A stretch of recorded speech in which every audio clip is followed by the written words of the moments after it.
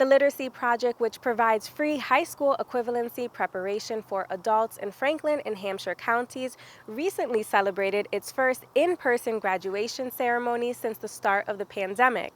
In addition to this milestone, the organization also celebrated Bloomsday, a worldwide literary festival commemorating the work of Irish author James Joyce. I spoke with the executive director and others to learn more about the graduation and the connection between Bloomsday and the Literacy Project. It was so wonderful. And we had about 300 people in attendance under big tent on the lawn at Greenfield Community College. And we were just so thrilled and proud of our graduates. And it was so wonderful to be together in person. We haven't had a graduation since 2019. And it was fabulous. We had 5 student speakers, and one of them is here with us today.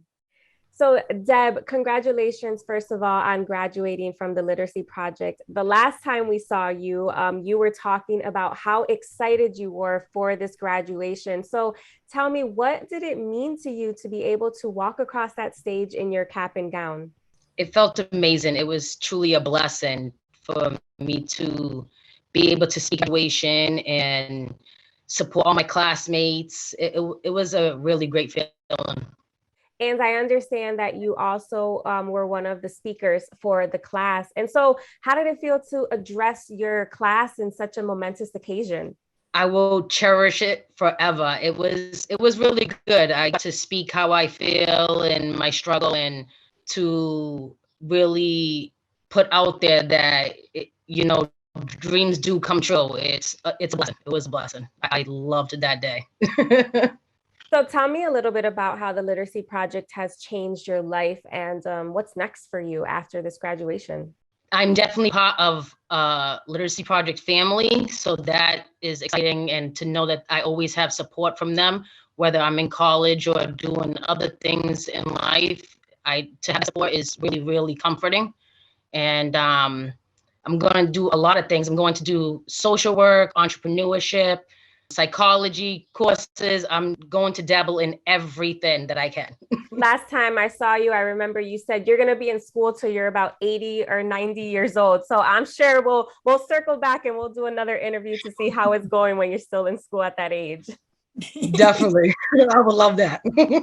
So Judith, on top of the graduation, you also have another major annual event, which is Bloomsday.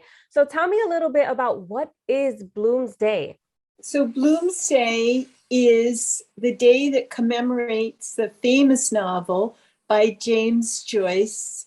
This is the 100th centennial, and we celebrate literature and reading every day. So we've picked this as a literary celebration for the Literacy Project, and we have the lovely Rosemary Kane to talk about it, who is producing this beautiful music and lyrical poetry and readings from the novel by James Joyce. Yeah, so Rosie, please tell me about your role in Bloomsday and how it's been for you. Well, I feel that if I'm the representative of James Joyce here in Western Mass, I really have a debt of responsibility to the culture from which James Joyce was sprung, and my own love of reading, and now my connection with the Literacy Project, which has given me insights I might not have had 10 years ago when I was, a mere volunteer musician. But now I've been in the classrooms and I have seen what happens there. I have seen the magic and the inspiration of people who are brave enough. I was in an English class to be brave enough at the age of 53 to go back into an algebra class. So that's that part of it. And so that just keeps the motivation alive to keep working on the artistic part of that kind of collaboration between the Literacy Project and my group, who are Wild Irish Women. It's a group that I founded, and I wrote one musical called The Wild Irish Women of James Joyce. And so we have featured some of that and, other pieces. James Joyce himself was a marvelous tenor. He loved the songs that came from the poetry of William Butler Yeats. and Irish traditional music.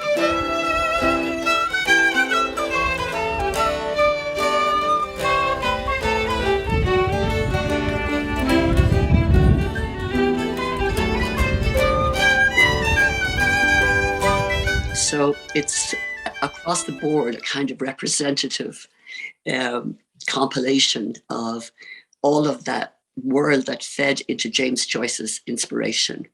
And of course, the great book itself, which we could talk about all day. And let's go back to a little bit about that inspiration you're talking about that the Literacy Project, kind of gives you when you're part of it. Judith, talk to me about the connection of Bloomsday and the Literacy Project and why it makes sense to have this type of event for your organization. Our students are studying in 5 subject areas in order to pass the high school equivalency test. And they're working hard, very hard to pass this test, which is not easy. And yet along the way, our students fall in love with reading, they fall in love with writing, and some even fall in love with math.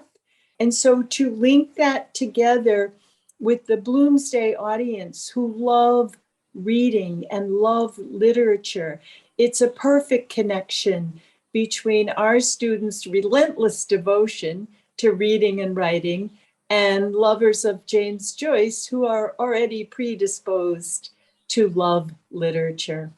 And I want to go back to a point that Rosie made, talking about seeing these people that are fearless, adults that are fearless to go back to school. And Judith, you shared an anecdote with me about a 56-year-old gentleman who fell in love with novels because of the Literacy Project. And before that, he could only read well enough to read sports scores in the newspaper. So that is such an amazing story. And I want to ask Deb, how has the Literacy Project changed you and your kind of outlook when it comes to literacy? So because of the writing class that I was part of, it really helped me heal a lot of trauma that I have dealt with for 25 years. So the writing just became so inspiring. And I feel like almost like a Mozart and a Beethoven. When I'm writing, I'm just like so inspired and I'm in the moment. And it really has helped me. The Literacy Project has helped me with the book club and the writing class. So I'm very happy for that.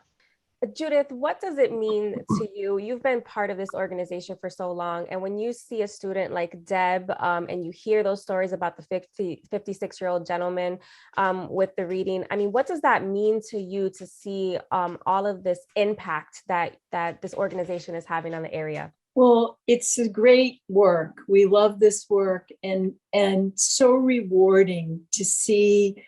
I mean, watching the students walk across the stage at graduation is the greatest reward for us. And we're just so proud. And it takes a lot of courage to walk through our doors and say, I need to learn as an adult. I'm a person that learned as an adult. And it's not an easy thing to do. And but once people join us, we hope they'll always be a part of our community of readers and writers and math problem solvers and moving on in life to better life for themselves and their families.